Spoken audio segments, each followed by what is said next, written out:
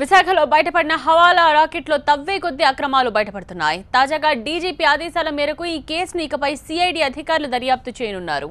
ఈ కేసులో ఇప్పటికీ మొత్తం 9 మంది నిందితులపై కేసు నమోదైంది. ప్రధాన నిందితులు వడ్డీ మహేష్, వడ్డీ శ్రీనివాస్ సహా నలుగురిని విశాఖలోని రహస్య ప్రాంతంలో ప్రశ్నిస్తున్నారు ఐటీ అధికారులు.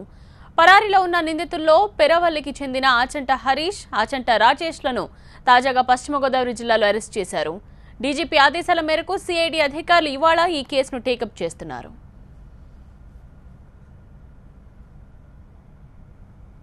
హవాలా రాకెట్పై సిఐడి విచారణకు సంబంధించి మరిన్ని వివరాలు మా ప్రతినిధి ఖాజా అందిస్తారు.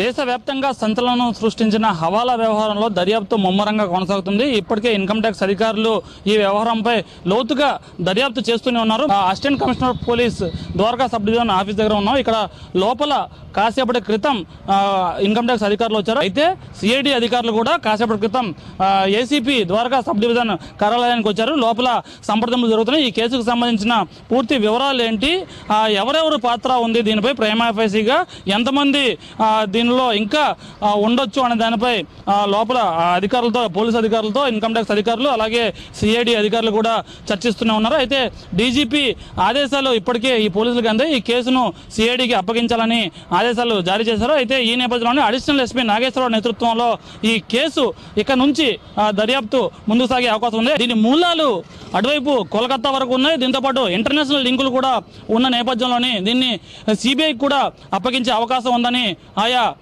వర్గాల ద్వారా మనకు సమాచారం వస్తుంది. మరోవైపు ఇన్కమ్ ట్యాక్స్ అధికారుల ఇచ్చిన సమాచారం మేరకు ఇప్పటికే ఎన్ఫోర్స్మెంట్ డైరెక్టరేట్ దీనిపై ఈ పూర్తి హవాలా వ్యవహారంపై కూపీ లాగుతోంది. మొత్తం దేశ ఆర్థిక వ్యవస్థపై నష్టం వాటిల్లేలా, దేశ ఆర్థిక వ్యవస్థను దెబ్బతీసేలా ఉన్న ఈ హవాలా వ్యవహారం కేవలం ఒక చిన్న ఉల్లిపాయల వ్యాపారి, అది కమిషన్ ఏజెంట్గా ఉన్న ఈ వడ్డీ శ్రీనివాసరావు, అతని కొడుకు 24 ఏళ్ల కొడుకు ఇంతటి భారీ హవాలా వ్యవహారాన్ని ఎలా నడిపారు, దీని వెనకట్ల ఎవరెవరు ఉన్నారు, ఎవరెవరు ఇంకా వీరికి సహకరించారు.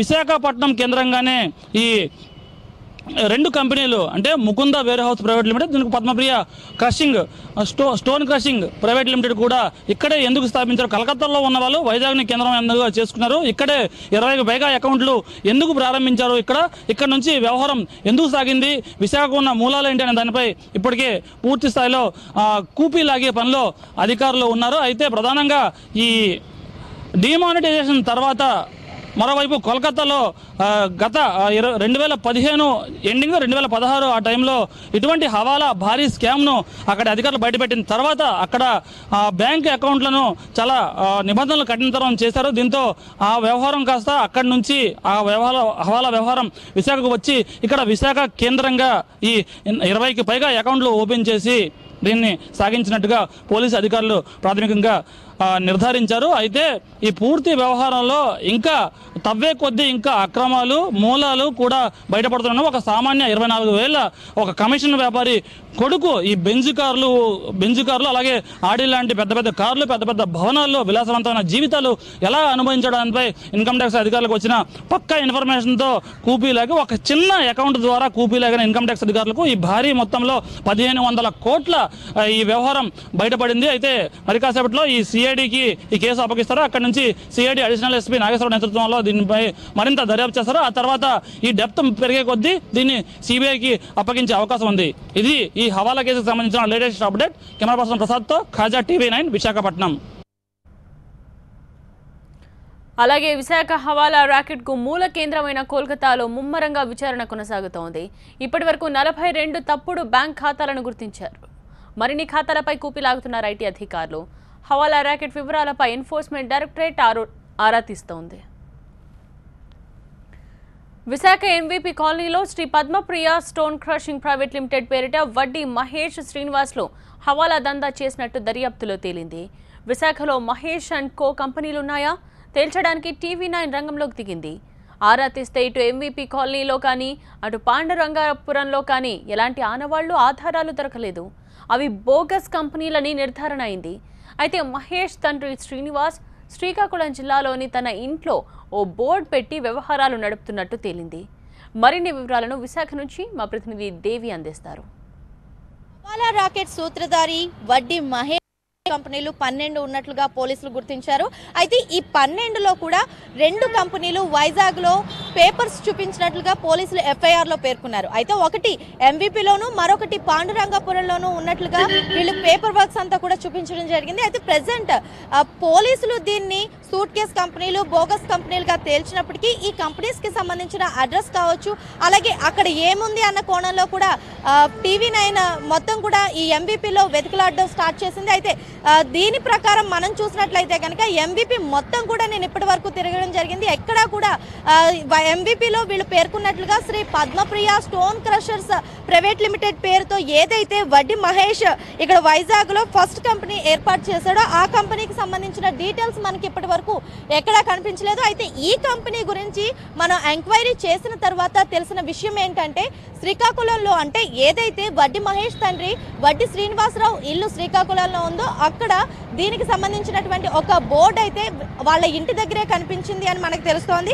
అయితే ఈ బోర్డు ప్రకారం మనం చూస్తే కనుక హెడ్ ఆఫీస్ వచ్చి LBS కాలనీ శ్రీకాకుళం అని ఒకటి హెడ్ ఆఫీస్ పేరు మీద మనకి Shri Padmapriya stone crushing private limited పేరుతో మనకి ఇక్కడ కనిపిస్తోంది. అలాగే ఫ్యాక్టరీ అండ్ బ్రాంచ్ ఆఫీస్ పేరుతో కూడూరు విలేజ్ కోటబొమ్మాలి మండల్ శ్రీకాకుళం డిస్టిక్ అనే పేరుతో అక్కడ బోర్డు కనిపిస్తుంది. అయితే దీని ప్రకారం అక్కడ ఉన్నటువంటి స్టోన్ క్రషర్స్ కావచ్చు, అలాగే స్టోన్ క్రషర్స్ అసోసియేషన్ కి సంబంధించిన వాళ్ళని కావచ్చు ఎంక్వైరీ చేసినప్పుడు అసలు ఈ ఎవరైతే వడ్డీ శ్రీనివాసరావు ఉన్నారో అతను అసలు స్టోన్ క్రషర్ బిజినెస్ చేయలేదు అన్నట్లుగా మాకు అసలు ఈ పేరుకి సంబంధించి ఎప్పుడు మేము వినలేదు అని కూడా వాళ్ళు చెప్పడంతో ఇది మొత్తం కూడా బోగస్ కంపెనీగా పోలీసులు నిర్ధారించడంతో తేలింది. పాండురంగాపురంలో 2వ కంపెనీ ఏదైతే Shri Balamukunda warehouse private limited పేరుతో మరొక సూట్ కేస్ కంపెనీ చూపించాడో ఆ కంపెనీ కోసం ఈ పాండురంగాపురంలో ఉన్నటువంటి అన్ని వీధులు కూడా నేను తిరగడం జరిగింది. ఈ బాలముకుంద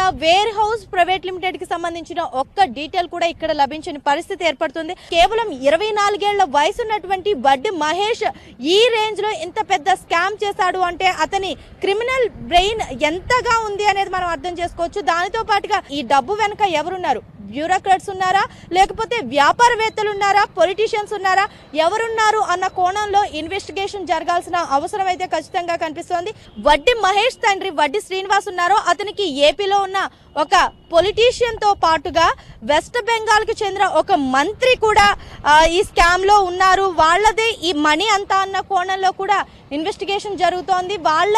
వాళ్ళు ఎవరు, ఎక్కడి నుంచి ఇంత పెద్ద మొత్తంలో వచ్చింది, ఇంత పెద్ద మొత్తంలో విదేశాలకు పంపుతున్నారు. వీళ్ళు కేవలం ఈ చూపించిందంటే స్టోన్ క్రష్ ప్రైవేట్ లిమిటెడ్స్ కావచ్చు, వేర్ హౌస్ ఏదైతే గోడౌన్ పేరుతో చూపిస్తున్నారు కేవలం ఒక సాఫ్ట్వేర్స్ ఏవైతే ఈ కంపెనీల పేరుతో సాఫ్ట్వేర్ కొనుగోలు కోసమే ఇంత మొత్తం డబ్బులు అక్కడికి పంపించామని చెప్తున్నారు. అయితే దానికి సంబంధించి ఎటువంటి సాఫ్ట్వేర్ కూడా వీళ్ళు ఇప్పటి వరకు కొనుగోలు చేయలేదు అని పోలీసుల ఇన్వెస్టిగేషన్ లో తేలింది. వడ్డీ మహేష్ అతని తండ్రి శ్రీనివాసరావు సహా 9 మందిపై 5 సెక్షన్ల కింద కేసులు నమోదు చేశారు విశాఖ పోలీసులు. డొల్ల కంపెనీ పేర్లతో 1500 కోట్ల రూపాయల స్కామ్ జరిగినట్టు ఐటీ శాఖ గుర్తించింది. 12 కంపెనీల పేర్లతో బ్యాంక్ ఖాతాలు తెరిచి 680 కోట్లు జమ చేశారు నిందితులు. తరువాత అందులో 569 కోట్లను అక్రమంగా విదేశీ బ్యాంకులకు తరలించారు. సాఫ్ట్వేర్ కొనుగోలు పేరుతో శ్రీకాకుళంకు చెందిన వడ్డీ మహేష్, ఆయన తండ్రి వడ్డీ శ్రీనివాసరావుతో సహా 9 మంది ఈ భారీ కుంభకోణానికి పాల్పడ్డారు.